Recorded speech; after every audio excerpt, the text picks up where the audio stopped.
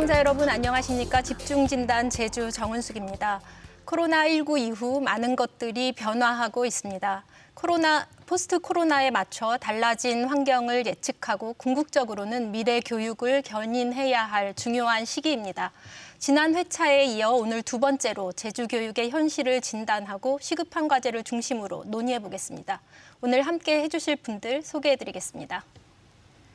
부곡남 제주도의회 교육위원회 위원장 나오셨습니다. 네, 안녕하세요. 네, 안녕하세요. 박희순 제주도 교육청 정책기획실장 나오셨습니다. 안녕하십니까, 박희순입니다. 문희연 정교조 제주지부 지부장 나오셨습니다. 네, 안녕하세요. 안성진 서귀포시 학교운영위원장 협의회 회장 나오셨습니다. 안녕하십니까. 네, 반갑습니다. 네. 반갑습니다. 먼저 코로나 상황과 등교에 대한 얘기로 좀 먼저 시작을 해보겠습니다. 이 부분이 좀 가장 시급한 문제이기도 해서요. 올해 2학기를 준비하면서 전면 등교를 하기로 이렇게 예정이 되어 있었는데 2달여 기간 동안 좀 차질이 많았습니다. 그러다가 이제 지난 5일이었죠. 그때부터 이제 전면 등교가 시작이 되었는데요. 그동안 동지역에 있는 일부 학교들에서는 사실상 개학 후에 그 등교 일수가 뭐 일주일도 채 되지 않는다 이런 이야기도 좀 있더라고요. 어떻습니까? 박희순 기획실장님, 지금 현재까지 그 등교 현황이 어떤지 좀 설명해 주시죠. 지난 2020년부터 이제 올해까지 이제 1년 6개월이죠. 참 어려운 길들을 걸어왔습니다. 하지만 참 잘 걸어왔다. 우리 모두 그렇게 생각을 합니다. 특히 학생들 대단하게 잘 자리를 지켜주었는데요. 말씀하신 것처럼 우리의 의도와는 다르게 학생들이 등교를 못하고 집에서 원격 수업을 하는 그런 일수가 많았었는데 통계를 내보니까 이제 작년인 경우 2020년도인 경우는 연인원으로 봤을 때 65% 정도가 등교 수업을 했더라고요. 그리고 올해인 경우는 89% 정도가 등교 수업을 했죠. 네. 그래서 뭐 한 11%의 학생들은 올해도 집에서 이제 대면 수업을 못하고 학생들을 만나지 못하고 그런 상황입니다. 뭐 그로 인해서 학력뿐만이 아니라 또래끼리 어울려야 할 많은 기회들이 박탈당해서 무엇보다도 이제 우리 아이들이 가장 큰 뭐라고 합니까? 그 결손이랄까? 회복해야 할 많은 정서적인 결손을 입었다 이렇게 생각하고 가슴 아프게 생각하고 있습니다. 네, 그 학교별로 좀 차이도 좀 있지요. 이 수업 일수라든가 이런 부분이요. 저희들이 초기에 400명 이하 학교 전면 등교를 했고 그다음 600명 이하 하다가 갑자기 또 위급하게 되니까 다시 400명으로 돌렸다가 또 1000명, 900명 이렇게 시시각각 바뀌기도 했고 네네. 그중에서도 1, 2학년은 전면 등교를 했고 유치원 1, 2학년 그리고 고등학교 3학년 그러다가 최근에 와서는 1, 2, 3학년은 전면 등교를 고수하고 나머지는 특히 이제 과대학교, 동지역 과대학교를 중심으로 3분의 2 하지만 고학년에 4, 6학년에서 3분의 2 하다 보니 등교가 3분의 1밖에 안 되는 그런 상황이 계속 되풀이되긴 했습니다. 예, 알겠습니다. 그 코로나19 이후에 그 도내 학교 방역에 대해서 전반적으로 어떻게 좀 평가를 하시는지 그 부분 말씀해 주시면 좋겠는데요. 예를 들면 뭐 3단계, 4단계 이런 단계별 대응이라던가 혹은 확진자가 발생했을 때 학교 내에서의 그 대처 그리고 방역 인력 확보의 문제 이런 부분 전반적으로 좀 평가를 좀 해주시지요. 먼저 해주시겠습니까? 예. 코로나19가 발생해서 한 2년 가까이 되다 보니까 방역 매뉴얼도 그때그때 업그레이드돼서 잘 작동이 되고 있다 이렇게 생각을 합니다. 또 학교 현장에서도 우리 교육청에서 방역 인력이라든가 방역 장비, 또 이제 보건 인력 등이 잘 지원이 돼서 학교 방역도 잘 되고 있다 이렇게 생각을 합니다. 그러나 이 전체적으로 봤을 적에 제일 제가 이제 걱정스러운 것이 학교 바깥에서 일어나는 일들이 좀 이제 걱정스럽다 이런 얘기죠. 네. 휴일날이나 또 아니면은 방과 후에 우리 이제 아이들이 또래끼리 모여서 다중시설을 이용한다거나 아니면은 뭐 생일 파티를 한다거나 아니면 이제 불필요한 이제 동아리 모임을 하면서 이렇게 하는 것은 좀 지도가 돼야 되겠다. 이런 부분은 우리 선생님들이 좀 수고스럽지만은 정말 더 철저한 그 사전 지도가 돼야 된다. 특히 또 가정에서 관심이 멀어진 아이들을 대상으로는 좀 휴일날이지만은 좀 전화로라든지 체크를 해서 지도를 하는 것이 좋겠다. 뭐 이런 생각을 해봤습니다. 예. 어떻게 그 회장님 학부형으로서 어떻게 평가하십니까? 네, 저희 이렇게 보게 되면 단계적 조치 상황이나 뭐 학부모에게 전달되는 이런저런 부분들에 대해서는 진행이 굉장히 잘 됐다고 생각이 듭니다. 근데 그런 부분이야 뭐 메시지나 이런 부분에 대해서 이제 학부모한테 전체적으로 이제 가는 부분이기 때문에 그런 부분은 저희가 충분히 지킬 수 있는 부분이긴 했습니다. 근데 확진자가 발생했을 당시에 네. 어떤 식으로 대체를 해야 되고 어떤 식으로 행동해야 되는지에 대한 부분이 전혀 좀 그런 대처 상황에서 조금 불안한 부분이 되게 많았습니다. 그래서 뭐 예를 들자면 어떤 학교는 이제 학교에 와서 이제 전체 검사를 전수 검사를 받았고 어떤 학교는 학생들이 확진이 됐을 때 바로 보건소로 가서 검사를 받아라 이런 방식으로 진행이 된 학교도 있다는 얘기를 제가 분명히 들었습니다. 그래서 네. 이런 부분에 대해서 어느 정도의 이제 제주도하고 교육청 사이에 그러니까 그 검사 부분에 대해서는 제주도 차원에서 해결을 해야 되는 부분이고 그다음에 그거에 대한 지도 부분은 교육청에서 해야 되는 부분인데 이런 부분이 도하고 교육청하고의 그 협력 관계가 제대로 이루어지지 않아서 이런 부분들이 생기지 않았느냐 하는 생각이 굉장히 많이 들었습니다. 네. 그래서 총괄적으로 봤을 때는 이제 도청하고 이제 이런 부분들이 교육청하고 이런 부분들이 조금 소통이 좀 원활하게 됐었으면 좀 더 쉽게 넘어가지 않았을까 하는 그런 생각이 많이 들었고 그다음에 인력 배치, 그러니까 방역 인력 배치 부분도 보게 되면 이제 학부모들한테 이제 자원봉사 개념으로 해서 이제 4시간에 3만 원이라는 일당을 지급을 하고 있습니다. 근데 네. 그런 부분이 전문성이 없고 이런 부분들이 교육도 제대로 안 된 상황에서 방역을 하다 보니 놓치는 방역 부분들이 되게 많습니다. 그래서 저희가 원하는 거는 그런 자원봉사 개념이 아닌 이런 계약직이라든지 이런 쪽에서 이 전담으로 하루를 이제 학생들이 등교하는 하루를 전담으로 좀 책임져 줄 수 있는 그런 이제 방역 인력이 필요하다고 봅니다. 네. 네. 예. 지금 보완돼야 사항 몇 가지를 좀 짚어주셨는데 짧게 답변하시겠습니까? 예, 아까 말씀하신 분 선별진료소 부분인데요. 저희 교육청과 도 방역당국은 굉장히 긴밀하게 연결이 되어 있고 매일 아침 회의를 합니다. 근데 지금 말씀하시는 부분은 한 번인데요. 시내 모 고등학교 이 사례인데 그때는 갑자기 휴일에 이제 확진자가 넘쳐서 모든 보건소에 방역 인력이 우선 모자란 그런 상황이어서 그 전까지는 생긴 즉시 학교로 선별 진료소를 운영했어요. 근데 그날은 양해를 얻어서 어쩔 수 없이 빨리 가야 되니 제주 시내뿐만이 아니라 뭐 애월 쪽, 김영 쪽까지 즉시 예. 가도록 하는 그런 상황이 있어서 아마 이제 학부모님들이 저도 직접 이야기를 들었고 그 당시 이야기도 했습니다마는 그 이야기들이 이제 전달이 되었고 좀 더 그 운영위원장 협의회에서 많은 말씀해 주셨거든요.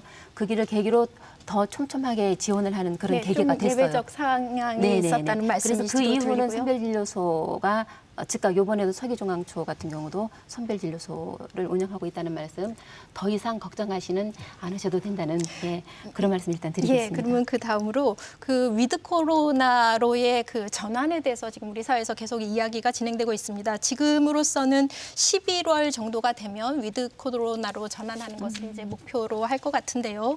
관련해서 이제 학교에서는 어떤 준비가 지금 필요한 거고 어떻게 지금 대처를 하고 계신지 이 부분 좀 말씀을 해주시면 좋겠는데 문희연 선생님 먼저 좀 네. 말씀해 주시겠습니까? 아까 앞에서 질문에 제가 조금 하고 싶은 얘기가 있었는데 아, 못했는데 그 잠시 말씀드리고 얘기를 예. 하겠습니다. 그 이제 코로나 상황이 이제 1년 6개월 되면서 이 상황이 수시로 바뀌잖아요. 그러면서 교사들이 전면 이렇게 대면 수업했다가 원격 수업한 이렇게 그 교체가 수시로 되기 때문에 네. 처음에는 작년에는 많이 힘들었어요. 근데 지금은 이런 경험이 이제 축적되다 보니 이제 원격 수업에 대한 어떤 준비라든지 시스템이 이제 잘 마련되어 있어서 이런 것들이 지금 잘 되고 있다는 말씀을 먼저 드리겠고요. 네. 다만 이제 교사들의 업무가 어쨌든 그 이전보다는 굉장히 많아지면서 특히 보건교사나 역량교사들의 업무가 좀 더 과중됐거든요. 네. 그런데 이제 방역 인력이 학교에 많이 이제 투입되면서 방역 인력 채용이라든지 아니면 그분들에 대한 어떤 교육이나 관리 이런 것들도 보건교사에게 맡겨서 버린 이런 학교가 좀 있어요. 그래서 이런 분에 대한 좀 방안이 좀 교육청에서 마련돼야 되지 않나 하는 생각이 일단 들고요. 네, 네. 그리고 지금 위드 코로나 때는 이제 지금 어쨌든 전면 등교를 이제 하게 될 텐데 저희가 걱정하는 건 이제 과밀학급하고 이제 과대 학교의 그 방역 문제 또는 급식 문제 또 학급의 거리두기에 대한 어떤 근본적인 해결책이 있어야 이 위드 코로나 시대에 이제 학교에서 애들이 안전하게 등교를 할 수 있지 않나 이렇게 생각을 합니다. 네. 저희가 생각하는 이 근본적인 해결 방안은 어쨌든 그 학급의 밀집도를 낮추는 건데요. 그래서 학급당 학생 수를 줄일 수밖에 없다. 네. 현재 30명인데 이것을 20명 상한제를 실시하자 이런 네. 게 저희 지금 주장입니다. 그 부분은 뒷부분에서 네. 좀 자세하게 저희가 이렇게 네. 좀 다뤄보도록 하겠습니다. 어떤 준비 사항이 있는지 좀 말씀해 주시고 백신 관련해서 학생들이 백성 접종은 어떻게 되는지 그 가이드라인도 좀 있는지 말씀해 주십시오. 네네. 그 전면 등교는 우리의 꿈이었습니다. 사실 제주도 같은 경우가 맞벌이 부부가 가장 많고 조선 가정도 많아서 사실 학교에 오지 않았을 때 더 힘들어요, 선생님들이. 차라리 눈앞에 있으면 보호해 줄 텐데 그걸 이제 학부모님들의 요구와 교사들의 요구가 전면 등교였는데 그를 위해서 준비들을 과대학교 학부모님들 이야기를 간담회를 한 3번 정도 이야기를 들었습니다. 네.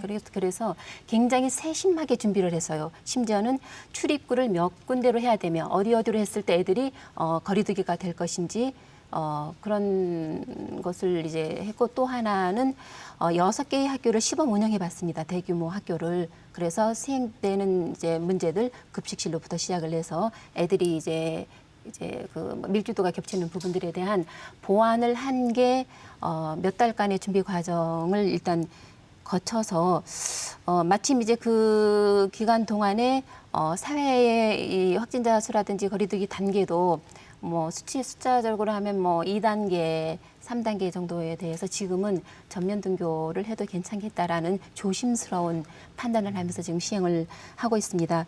더불어서 방역 보조 인력 말씀을 아까 하셨는데 네. 교육부 이하는 원래 140명당 1명이었어요. 근데 저희들 시뮬레이션을 해봤더니 120명에 1명 정도로 해야 되겠다. 그리고 특히 이제 1000명이 넘는 학교들인 경우는 무조건 기계적으로 120명당 1명씩 하는 것이 아니라 그 학교에 직접 가서 그 상황을 고려해야 되겠다 해서 제일 많은 학교는 17명까지 14명, 11명에서 학교에 직접 가서 상황을 고려해서 방역 인력을 저희들이 이제 제공하고 있고 아까 이제 회장님 말씀하신 부분은 제가 새겨 들었습니다. 예. 원하시는 부분 새겨 들었고요. 그다음에 이제 열화상 카메라 보급이 제대로 지금 이루어진 상태이고 그다음 아이들의 우산이 되고자 하는 게 어른들이 백신 접종인데요. 네. 지금 교직원 접종이 고등학생과 고등학교 교사인 경우는 약 97%이고 네. 전체 교직원인 경우는 95.5%입니다. 네. 그 정도면 학생들 학교에서는 안전하다는 판단이 들고요.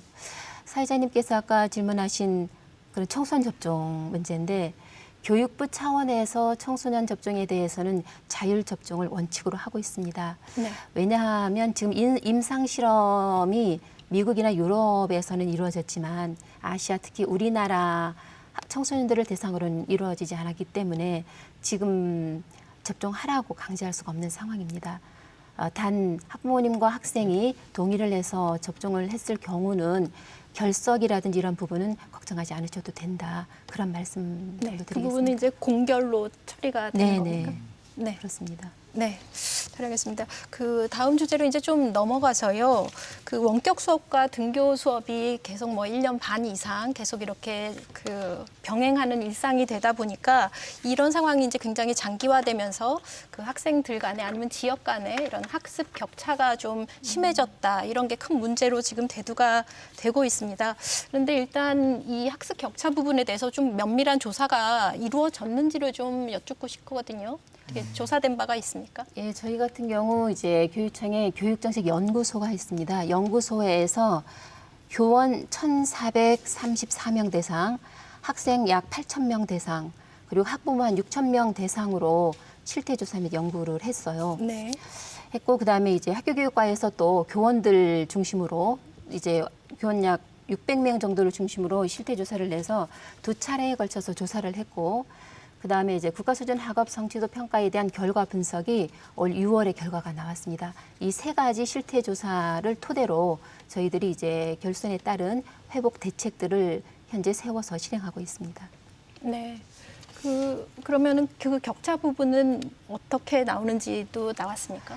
예, 그 한 가지 좀 저희들이 이제 일반화할 만한 게 그 국회 이탄희 국회의원께서 조사했을 때 교원들이 한 64%가 학력 격차가 있다고 얘기를 했거든요. 그래서 저희들이 연구소에서 조사하거나 학교교육과에서 조사한 결과도 64% 정도였어요. 한 군데는 63%, 한 군데는 65.5%여서 뭐 약 60에서 70%의 교사들이 학습 결손이나 격차가 있는 것으로 판단하고 있다. 그렇다면 우리는 있는 것으로 판단을 하고 촘촘한 대책을 세워야 된다라고 생각을 하고 있습니다. 원인에 대해서 좀 다른 분들도 같이 참 말씀을 해주셨으면 좋겠는데요. 예. 그 원인 파악이 지금 어느 정도 되고 있는지 어떻게 또 원인이요? 이 원인이요? 학력 격차가 발생하는 그 우선 원인에 그 대해서. 전에 네.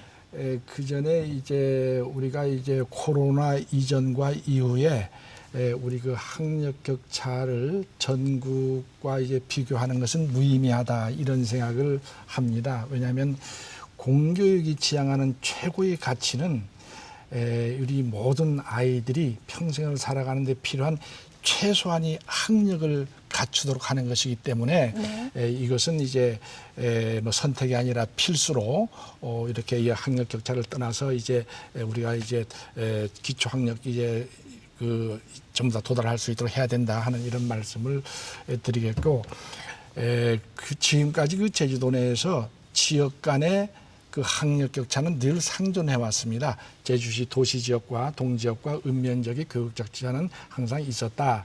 특히 그 외국어 부분에서 도드라졌다. 그러나 이 코로나로 인해서 지역 간 격차도 더 심화되었고 또 학생 간 학력 격차도 생기기 시작했다 하는 이런 말씀을 드리겠습니다.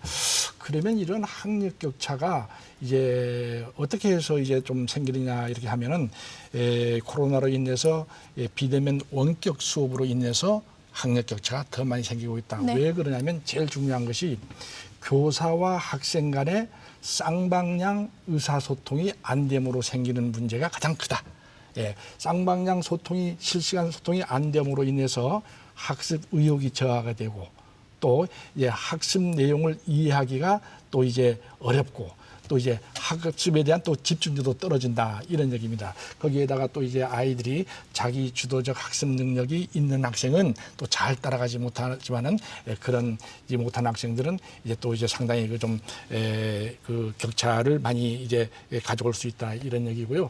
환경적인 측면에서 본다고 하면은 그 비대면 원격 수업을 할 적에 우리 아이들이 보통 이제 그 많은 아이들이 학교에서 대여해준 태블릿 PC 가지고 합니다. 또 어떨 적에는 또 이제 또 스마트폰으로도 학습을 해요. 이것은 학습 효과를 기대할 수가 없다라고 생각합니다. 그래서 뭐 나중에 기회 되면 말씀을 드리겠습니다만은 아이들이 가지고 있는 태블릿 PC가 자기 소유냐 아니면 빌려온 것이냐 하는 거에서부터가 어떤 심리적인 차이로 해서 학습 동기를 또 이제 위축시킬 수가 있다 이런 얘기입니다. 그래서 이런 것들을 우리가 좀 선결을 해야 된다 그런 말씀을 좀 드리고 싶네요. 이 부분에 대해서 그 학부모 입장에서는 어떻게 보십니까?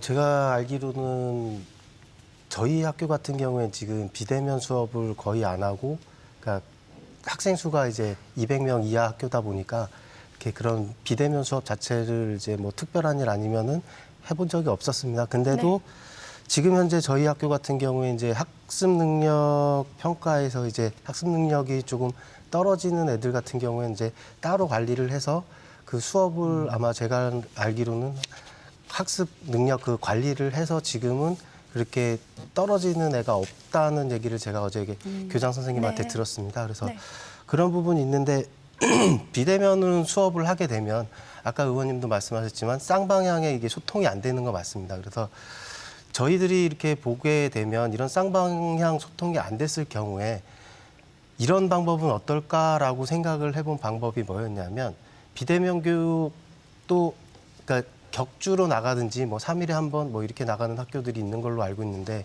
그럴 때 대면 수업을 할 때 당시에 네. 애들이 이제 비대면에서 배우지 못한 부분을 뭐 자기가 이제 질문하고 싶은 부분들이 굉장히 많을 겁니다. 그게 쌍방향 소통이 안 되기 때문에 그 비대면으로 했을 때 이제 소통이 안 되는 부분을 해소를 해줄 수 있게끔 한 1시간 정도의 그런 시간을 좀 가져주는 거는 어떻겠느냐. 네. 이제 그렇게 되면은 아이들이 이제 자기가 모르는 부분에 대해서 질문을 하게 되면 그거에 대해서 선생님 답변을 들으면서 자기의 그 모르는 부분에 대해서 해결을 할 수 있지 않겠느냐 하는 게 이제 저희 학부모들 생각입니다. 네, 잘 알겠습니다. 그 문희연 선생님 지금 이렇게 학부형께서 이런 아이디어도 좀 주셨는데요. 이 학습 격차 부분이 생긴 것에 대한 원인 그리고 지금 말씀하신 이 부분에 대한 좀 현장에서 그 학교 현장에서 적용 가능할지 이런 것도 좀 말씀해 주십시오.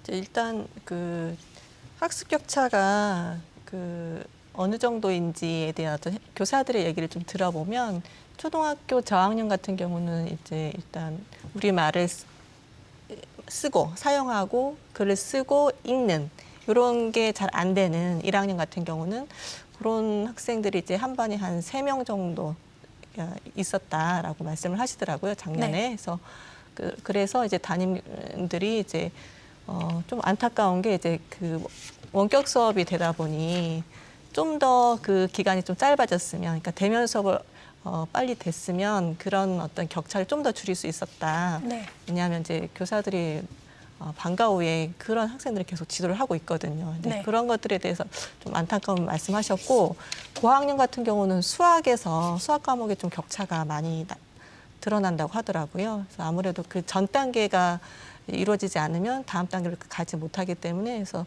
그런 문제가 일단 발생하고 있고, 원격 수업에서는 더 많은 격차가 지금 벌어지고 있죠. 근데 아까 말씀하신 뭐 쌍방향 수업이 잘 안 돼서라는 부분도 있겠지만 저는 이제 기본적으로 학생들이 이제 가정에 있다 보니 아까 말씀하신 맞벌이 부부가 되게 많잖아요. 네. 네. 그래서 부모들이 어떤 관심이나 학습에 대한 어떤 그 이제 피드백이라든지 그리고 관리, 일상 생활에 대한 관리들이 좀 안 되는 가정일수록 이런 격차가 더 많이 벌어지더라라는 게 지금 나타나고 있고요. 그래서 네. 이런 것들에 대해서 어떻게 지원을 할 것인가라는 부분이 좀 더 중심이 돼야 될 것 같고, 그리고 쌍방향 이제 원격 수업할 때 교사들과 학생 간의 이 의사소통이 더 잘 되려면은 마찬가지로 대면 수업처럼 학생 수가 솔직히 많으면 이게 진짜 1대1 이게 정말 안 돼요. 그래서 지금도 30명이면 이제 그 학생들 모두에게 눈을 맞추면서 수업하고 또는 질문도 사실 교실 안에서는 질문이 좀 가능하잖아요. 그런데 원격 수업할 때는 모두에게 그런 기회가 안 주어지기도 하고, 그래서 그런 문제에 대한 아까 그 해결 방안에 대해서는 이제 아까 회장님 말씀하신 것처럼 그런 방안들도 할 수도 있고, 근데 네. 기본적으로 이제 학생 수가 이제 적절해야 원격 수업이든 대면 수업이든 이게 정말 그 학생 주도 수업 그리고 이제 서로 이제 의사소통하는 수업이 네네. 가능하다라고 말씀드리고 싶습니다. 예. 협의 몇 가지, 회장님 말씀을 연구적으로 뒷받침하는 게 있는데요. 아까 우리 교육정책연구소에서 격차의 원인을 조사했는데 그 이탄희 국회의원실에서 낸 조사하고 조금 다른 게 있어요. 그분이 결과는 학생교사 소통이 문제가 1번으로 났거든요. 두 번째가 가정환경으로 났는데 제주 연구소에서 우리 연구소에서 이제 연구한 결과에 의하면 가정환경 차이가 1번이더라. 아까 지부장님께서 말씀하신 나왔고 두 번째가 저도 이제 보면서 했는데 집중력이래요. 평소 그 학생이 가지고 있었던 집중력의 차이가 학력 격차를 가져왔다라는 연구 결과가 나왔고 세 번째가 대면 수업 부족으로 나왔습니다. 네. 그리고 네 번째가 상호작용 및 피드백이고 그다음이 자기주도 학습 능력이고 이거 어떻게 해결했으면 좋겠느냐 대안이 회장님 말씀이 그대로 나왔어요. 네. 예. 등교 수업 재개로 원격 수업에서 뒤떨어진 것을 보충해 주어야 한다가 1번이었어요. 그게 연구 결과가 그렇게 나오고 두 번째 나온 게 기초학력 담임 책임제 등 학교 공교육에서 좀 책임 교육을 해야 된다가 그다음 나오고 그다음 나온 게 자기 주도 학습 능력이나 집중력을 길러줘야 한다라는 그런 식으로 이제 나왔습니다. 예. 그렇다면은 지금 말씀하셨던 그 비대면 수업에서 있었던 그 보완해야 될 부분들을 보충해서 해야 되는 부분, 그것도 네네. 특히 이제 등교를 해서 그 부분과 그리고 학생 수 문제, 그리고 과밀한 경우에는 원격 수업이건 어떤 건 잘 되지 않는다. 이 부분을 이제 조금 크게 짚어주셨고요. 그런데 교육부에서 올해 그 7월부터 교육회복 종합 방안이라는 것을 이미 좀 추진 중인 것으로 이렇게 알고 있고요. 거기에서 이 그 과밀학급 해소 방안 이런 것도 나온다고 저는 알고 있습니다. 구체적인 내용이 또 어떻게 되는지 또 제주도 교육청 차원에서 어떤 역할을 지금 또 기획하고 계시는지 그 부분 좀 짧게 네네. 좀 말씀해 주시죠. 아까 이제 학력 격차라는 말보다는 학습 결손 모두가 저하가 됐어요. 그래서 교육부 차원에서 학습 결손으로 이름을 쓰고 있고 학습 결손을 회복하는 방안을 이제 4가지 영역으로 나눠서 지금 생각하고 있거든요. 네. 첫째는 학습 결손, 두 번째는 정서 결손, 네. 그다음 세 번째는 사회성 결손, 네 번째는 체력 결손입니다. 네. 그래서 학습 결손을 위한 방안이 학습 회복 방안이고요. 정서 위기 학생들을 위한 게 정서 회복 방안이고 사회성 회복 방안, 이제 체력 회복 방안인데 이 4가지에 대해서 저희 교육청에서는 하나하나 세밀하게 계획들을 세우고 있습니다. 그 학습 회복인 경우는 가장 우선적으로 기초학력 이제 회복을 중점 과제로 삼고 있는데 기초학력이라 하면 1, 2학년 때 애들이 갖춰야 할 읽기, 쓰기, 기초 수학이에요. 네. 그 부분에 대해서는 정밀 진단을 하고 교사가 지도할 수 있는 학생이 있고 교사의 범위를 넘어서는 학생이 있습니다. 교사가 지도할 수 없는 학생들인 경우는 학교 혼비건염팀과 지원청 혼비건염 지원팀 그리고 이제 도교육청에 정신건강증진 추진단이 있거든요. 거기에 전문의가 2분 계시고 상담사 학습 지원관들이 있는데 그분들이 학생들의 상황에 맞게 개인 맞춤형 지도를 즉각 해주고 있습니다. 네. 굉장히 잘 되어 있습니다. 예, 여러 가지 많은 그 노력들을 하고 계시는 것 같습니다. 말씀을 드리면 학부모님 입장에서는 어떻게 이런 정책들이 어떻게 받아들여지십니까? 네, 이번 9월 24일 날 그 기초학력보장법이 제정된 걸로 제가 알고 있습니다. 네. 제가 친문에서 본 것 같고 그리고 내년 3월 22일 날 시행이 되는 걸로 알고 있습니다. 근데 그 법에 보게 되면 국가와 지방자치단체는 아이들의 기초학력을 위해 재정을 준비를 해야 되고 그다음에 학생당 학급 수의 적정 수준으로 유지할 수 있도록 되어 있습니다. 그 법에는. 네. 그래서 또한 그거에 의해서 기초학력 보장위원회라는 게 설치가 될 것이며 그게 설치가 되면 이제 기초학력센터가 설립이 되게 돼 있습니다. 그래서 이런 부분에 대해서 학습 지원 대상들이 교육 활동이 준비가 되어 간다면 정말 아이들의 기초 능력, 학습 능력에 대해서는 이 부분에서 나라의 법적으로 보장이 되게끔 이번 법이 제정이 됐기 때문에 정말 큰 기대를 저희가 그거에 한번 기대해 보고 있습니다. 네, 알겠습니다. 그 학부형님 입장에서는 그 부분이 이제 가장 중요하게 느껴지시는가 봅니다.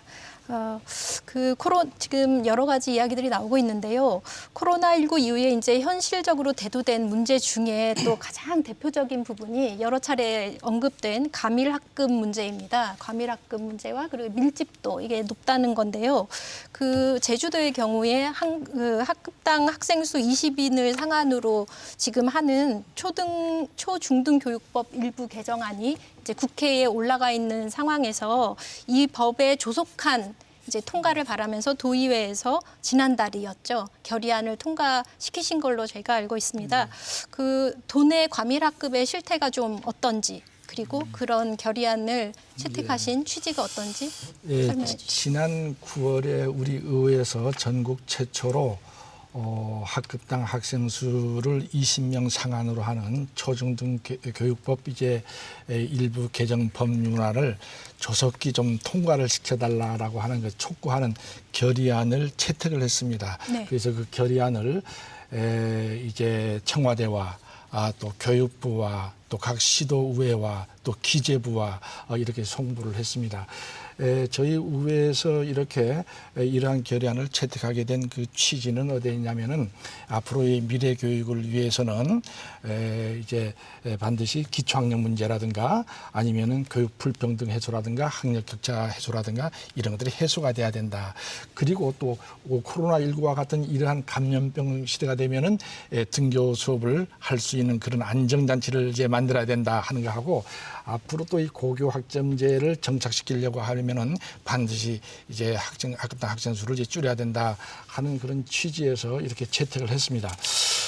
그리고 지금 현재 우리 제주도의 그 학급당 학생 수 실태를 한번 말씀을 드리면 네. 초등학교 말씀을 드리면은 제주도의 초등학교 전체를 제주도에는 초등학교 학급수 전체로 나누면은 23점 몇 명이 나옵니다. 23.만 3명 정도 나오는데 이 숫자는 상당히 양호한 편이다. 저는 그렇게 생각을 해요. 다만 우리 초등학생들이 제주도에 있는 모든 학교에 골고루 분포되어 있지 않는 것이 문제다. 네. 이런 얘기죠. 네. 이 부분 또 나중에 좀 이제 뭐 말씀드리도록 하고 그다음에 똑같은 방법으로 중학교와 고등학교를 이렇게 계산을 해보면은 그러면은 중학교와 고등학교는 학급당 학생 수가 27명이 넘습니다. 그러하기 때문에 이 부분은 중학교나 고등학교는 학교 신설이 반드시 필요한 부분이다 이렇게 말씀을 드리겠고 이미 그 중학교는 가칭 서부중학교가 지금 이제 신설이 거의 추진이 되고 있어요. 되고 있지만은 고등학교에서 가장 문제가 되는 것은 지금 이제 시급한 것은 제주시 동지역에 있는 평준화 고등학교의 학급당 학생 수가 29명을 넘고 있습니다. 네. 29명을 넘고 있기 때문에 제주시 동지역의 일반계 평준화 고등학교 신설이 반드시 이루어져야 된다고 생각을 하고 여기서 주의할 점은 우리가 제주시 동지역의 학생 수를 증원하는 목적으로 학교를 신설하는 게 아니라 기존에 있는 학생 수를 분산시키는 데 의미를 둬서 학교가 신설돼야 된다. 뭐 이런 말씀을 드리고 싶습니다. 그 제주도의 지금 평균 그 수를 말씀해 주셨는데 20명을 상한으로 하는 지금 올라와 있는 그 법률 개정안과는 좀 차이가 있기는 합니다. 27명, 29명 이렇게 되니까요. 그 학급당 학생 수의 이런 과밀 학급 문제, 지금 그 지역 간 균형이 맞지 않는 문제를 짚어 주셨는데 어떻게 선생님께서는 어떻게 지부장님께서는 이 부분 어떻게 보시는지 좀. 네, 그런 재난 상황에서도 모든 학생들이 안전하고 그 평등한 어떤 그 교육을 받을 권리를 보장하자라는 취지로 저희가 이제 학급당 학생 수 20명 상한제를 법제화를 추진하고 있거든요. 네. 예. 그래서 그 전문가들의 이제 의견인데요. 그 하나의 교실이 20평 정도가 돼요. 근데 이제 20평 규모에서 적절한 학생 수가 몇 명이냐 했을 때 20명 정도라고 합니다. 그러니까 20명을 넘었을 때 그 거리 두기도 어렵고 그리고 이제 수업에 어쨌든 그 의사소통이 잘 되는 이런 수업이 좀 어렵다라는 그런 판단이 들었고요. 그래서 저희가 이걸 정규적으로 계속 주장하고 있고 그리고 제주도 의회에서 가장 먼저 이런 저희 의견을 이제 국회에 제출을 해주셨는데 굉장히 반가운 소식이었고 그런데 지금 국회와 정부는 그 예산상의 문제로 계속 학급당 학생 수를 그 아까 그 교육부에서 그 방안 교육회복 방안에도 나왔지만 그 기준을 28명으로 잡고 있단 말이죠. 예, 근데 그걸 예산 문제로 계속 돌리고 있어요. 근데 네.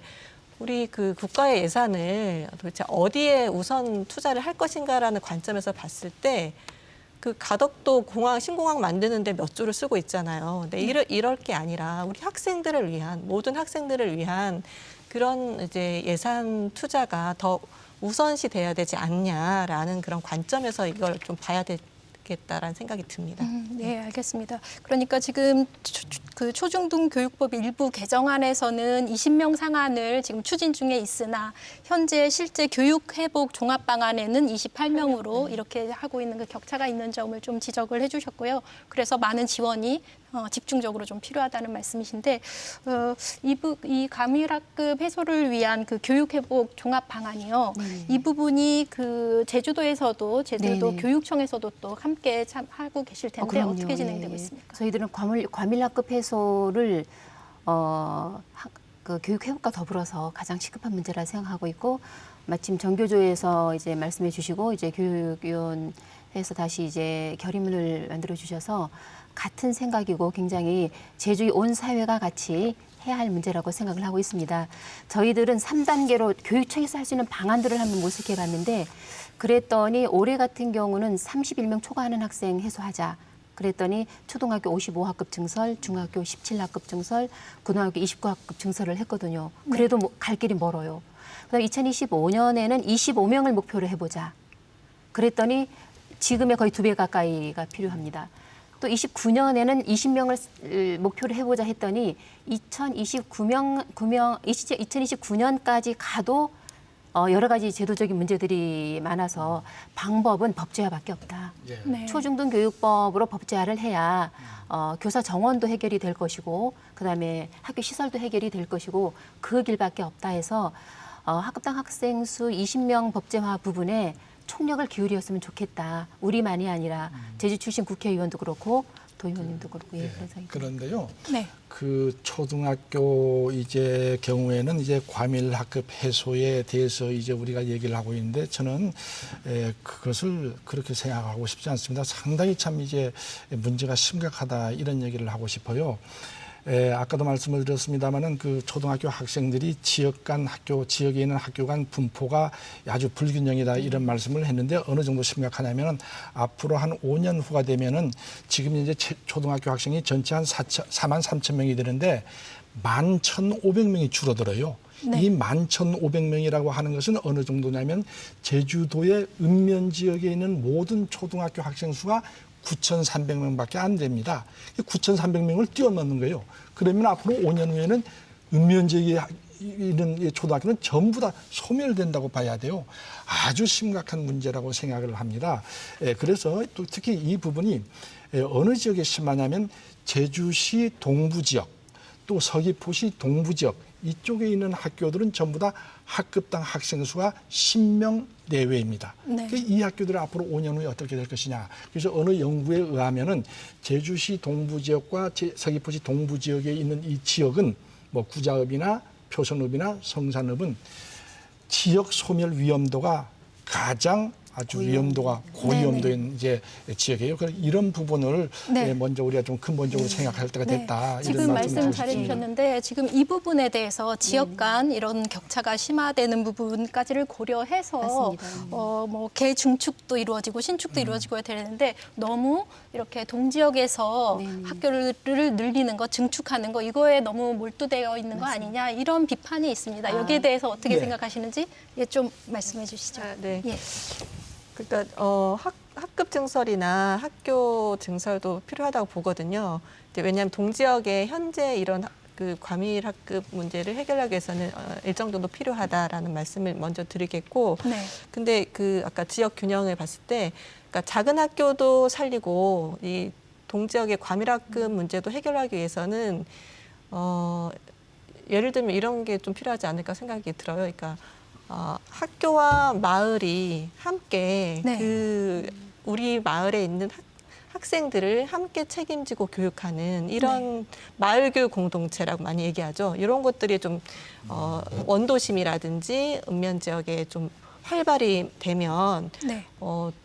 동지역에서나 아니면 어쨌든 외부에서 그쪽으로 이제 전학이라든지 이런 것들이 좀 많이 될 수 있는 이런 여건을 좀 만드는 게 좀 한 방안으로 말씀드리고 싶고, 네네.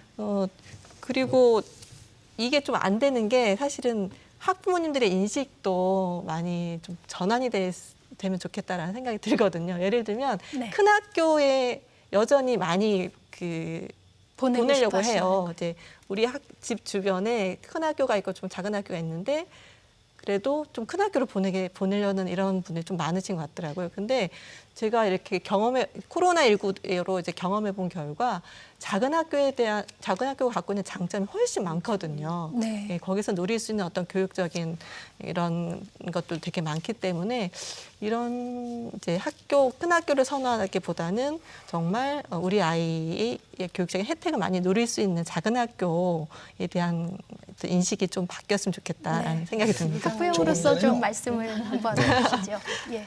저도 지부장님하고 같은 생각인데요. 저희 이렇게 운영위원장들을 만나보면 거의 대부분 이제 작은 학교의 학부모님들은 원하시는 게 뭐냐면 아이들이 방과 후에 어디 학원이나 이런 데를 갈 데가 없는 거예요. 그러면은 이 서귀포에 가까운 쪽의 학교들은 이제 서귀포 쪽에 학원을 데려다 준단 말이에요. 그럼 데려다 주고 데려와야 되고 이러다 보니 아버지나 어머니 둘 중에 부모 중에 한 명이 누군가가 태워가고 태워와야 된다는 이 인식이 되게 심한 거예요. 그래서 그거를 교육청 차원에서 교육청 차원이든 지역 차원이든 간에 그거를 학교 주변에 그 학교 안에서 어느 정도의 그 뒤에 방과 후 수업을 그 수업 시간을 좀 늘려주면 아이들이 학원에서 받을 수 있는 수업을 학교에서 받는다고 생각을 하게 되면 부모들 입장에서는 자기네가 마음 편하게 일을 할 수가 있는 거예요.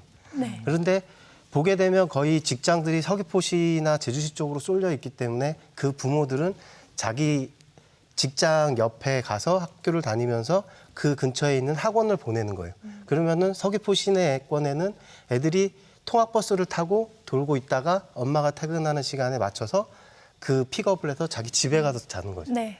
그러니까 이런 부분들이 되게 심하고 근데 그런 부분들이 이제 저희 이 읍면 지역 단위의 이제 학부모들은 원하는 부분들이 이제 그런 부분들이고 또 과밀 학급에 대해서 저희가 또 한 가지를 말씀을 드리면 지금 서귀포 신시가지 주변에가 지금 과밀 학급이 되게 늘었어요. 그러니까 그 는 이유가 어디서 왔냐고 보니까 이 코로나 시대가 되다 보니 제주도를 내려오면 전부 전면 수업이더라. 네. 그래서 그것 때문에 제주도를 내려가자 해서 내려온 부모들이 굉장히 많아요. 그럼 전학을 하는 겁니까? 네, 전학을 왔는데 또 그거를 분석을 해보면 학교 배정하는 게 11월 달 맞죠? 그러니까 11월 달쯤에 제가 알기로는 그 학교가 그 배정이 되는 기존에 다니던 아이가 배정이 되는 게 11월 달, 12월 달 사이로 알고 있는데 그 11월 달, 12월 달 사이에 배정이 되고 나면 그 후에 전학 오는 아이들은 그 학교를 갈 수밖에 없는 상황이 되더라고요. 그래서 30명, 40명이 되는 학생 수들이 이제 그런 쪽으로 가게 되는 거죠. 그래서 저희는 이제 저희 그 신시가지 쪽 학부모님들하고 운영위원장님들하고 말씀은 뭐냐. 그 중간에 껴있는 부분을 공동학군으로 풀어달라. 공동학군으로 풀어주게 되면 이 과밀학교를 가느냐 아니면은 좀 적은 대로 자기네가 원해서 갈 수 있느냐. 그게 그렇게 되게 되면 이제 중간에서는 자기가 이 학교도 갈 수 있고 이 학교도 갈 수 있는 거예요. 그러니까 그 공동학군을 지정을 해주게 되면 이제 그런 식으로 이렇게 갈 수 있다는 생각을 되게 많이 갖고 있습니다. 예. 좀 오해 하나 풀고 가야 되겠네요. 아, 예. 좀 간략하게 말씀해 주시겠습니까? 조금 전에 예. 제가 이제 읍면 지역은 이제 소멸될 학교, 위험도가 많은 학교가 있다. 그러면서 또 이제 동지역에는 이제 학교를 하나 신설해야 된다. 뭐 이런 얘기를 했는데 제가 말씀드린 것은 초등학교는 되는데 중학교, 고등학교는 학교를 하나 신설한다라고 해서 갑자기 학급당 학생 수가 지금 29명인데 25명으로 줄지 않아요. 아까도 말씀을 드렸습니다만은 우리가 이제 그 학급당 학생 수를 20명 상한으로 하는 이것이 개정이 된다라고 가정을 한다면 학교를 아주 수십 개 지어야 맞출 수가 있어요. 그러니까 앞으로 줄어드는 학생 수하고는 관계없이 중학교, 고등학교는 반드시 학교 신설이 필요하다 하는 말씀을 드리겠습니다. 예, 알겠습니다. 저희들 조사를 해보니까 이제 초등학생이 작년에 3,989명이 태어났습니다. 보통 6,500 정도 태어나거든요. 절반인데 그 학생들이 초등학교 들어오는 게 6년 후예요. 6년 후 정도부터는 초등학교는 과밀학급 문제가 해소가 된다. 그런데 지금 초등학교 3학년 애가 7,300명이고 4학년이 7,100명입니다. 5학년이 7,000명이에요. 네. 3,000이 했을 때 2배 가까운 애들이 2025년에 중학교 들어가요. 2028년도에 고등학교 들어가요. 그러면 최대한 2030년까지 제주도인 경우는 중고등학교는 과대 과밀이 가속화될 수밖에 없다. 그래서 위원장님 말씀하신 것처럼 신설이 절대적으로 필요하다는 그런 말씀을 일단 드리고, 아까 이제 위원장님 말씀한 것처럼 저희도 동지역의 과밀도 해소와 더불어서 지역균형 발전 방안을 늘 생각하고 있습니다. 그래서 읍면고, 일반고 살리기 대책을 강구하고 있어서 뭐 작년 같은 경우 읍면고, 일반고 약진이 두드러졌죠. 대전고, 한림고, 세화고, 또 뭐 표성고, 서울대 뭐 스카이대 가지 않은 학교가 없을 정도로 약진이 이루어지고 있어서 찾아가는 학교, 그런 학교를 읍면제 고등학교로 살릴 것과 함께 더불어 가지고 좀 정리해 작은 학교 주시죠. 살리기, 지금 말씀하신 작은 네. 학교 살리기 부분에 고민을 하고 있는데, 아까 말씀하신 공동학교제도 요즘 논의를 하고 있습니다. 더불어서 아까 이제 지부장님께서 말씀하신 부분하고 협의회 회장님 말씀하신 마을교육 공동체, 그리고 마을 방과후 부분이 네. 올해 이제 여름방학 때 원도심에서 시범적으로 운영을 했어요. 예, 좀 정리해 예. 주십시오. 예. 그래서 그런 시범 운영한 결과를 바탕으로 향후 지자체와 협의를 해서 마을 방과후, 마을 돌봄 같은 부분을 적극적으로 이제 실행해 나가겠다는 그런 말씀드립니다. 예, 그 방안까지 이제 말씀을 해주셨고요. 저희가 이렇게 논의를 하다 보니 이제 거의 이제 마무리를 해야 될 시간이 됐습니다. 오늘은 이제 코로나19 이후에 학습 격차와 가밀학급 해소에 대해서 중점적으로 좀 말씀을 나눴는데요. 오늘 못다한 말씀이 혹시 있으시면 좀 추가로 해주시고, 제주의 그 미래 교육의 큰 방향성에 대해서도 마무리 발언으로 좀 해주시기 바랍니다. 한 30초 정도씩만 말씀해 주시면 좋겠습니다. 예. 예, 제가 먼저 말씀드릴게요. 네. 우리나라가 지금까지 그 자연과학 분야에서 노벨상 수상자를 배출하지를 못했어요. 또 우리나라가 이렇게 코로나19와 같은 위중한 시기를 그냥 맞고 있지만은 코로나 백신을 만들질 못해서, 다른 나라에서 백신을 들여오지 못해서 허덕이고 있습니다. 이것은 우리나라의 교육 시스템을 근본적으로 한번 쳐다볼 필요가 있다, 이렇게 생각을 합니다. 예, 우리 제주 간략하게 교육, 부탁드리겠습니다. 예, 그래서 앞으로 이러한 이제 그 미래 교육을 위해서는 지식 전달 위주의 교육에서 역량 중심 교육으로 가야 되는데, 그러한 역량 중심 교육으로 가기 위해서는 IB 교육이 공교육을 혁신한 방안으로 아주 최적의 방법이라고 생각을 하는데, 그것을 우리 제주도 교육청에서 하고 네. 있다, 이렇게 말씀을 드리고 알겠습니다. 싶습니다. 예, 한 20초 네. 정도만 해주십시오. 예. 진짜 여전히 우리 교육의 학교 현장에서 그 줄 세우기 교육이, 그리고 경쟁 교육, 그리고 대입 입시 때문에 이런 교육이 코로나 이전에도 이후에도 계속 되고 있고요. 특히 이제 코로나로 인해서 학생들이 이제 비대면 수업하면서 이제 그 자신의 어떤 이제 관계를 만든다거나, 네네. 그리고 고민 상담을 할 그 대상자가 없어서 심리적인, 정서적인 어떤 이런 문제가 굉장히 많이 발생하고 있거든요. 그래서 이런 학교에서의 어떤 그 공동체 문화, 이런 것들을 다시 회복하는 이런 게 저는 굉장히 앞으로 중요하지 않을까 생각이 듭니다. 네, 예, 잘 알겠습니다. 오늘 시간 이것으로 이렇게 좀 정리를 하면서 마무리를 하겠습니다. 함께해 주셔서 감사드립니다. 고맙습니다. 감사드립니다. 코로나19가 가져오는 변화는 우리 사회 전반의 중요한 변곡점이 되고 있습니다. 교육의 역할이 어느 때보다 중요한 시기에 미래 세대 누구나 충분하고 동등한 교육을 받아야 할 것입니다. 이미 드러난 문제들만이라도 조속하게 해결될 수 있도록 우선순위의 관심과 노력이 필요하겠습니다. 시청해주신 여러분 감사드립니다.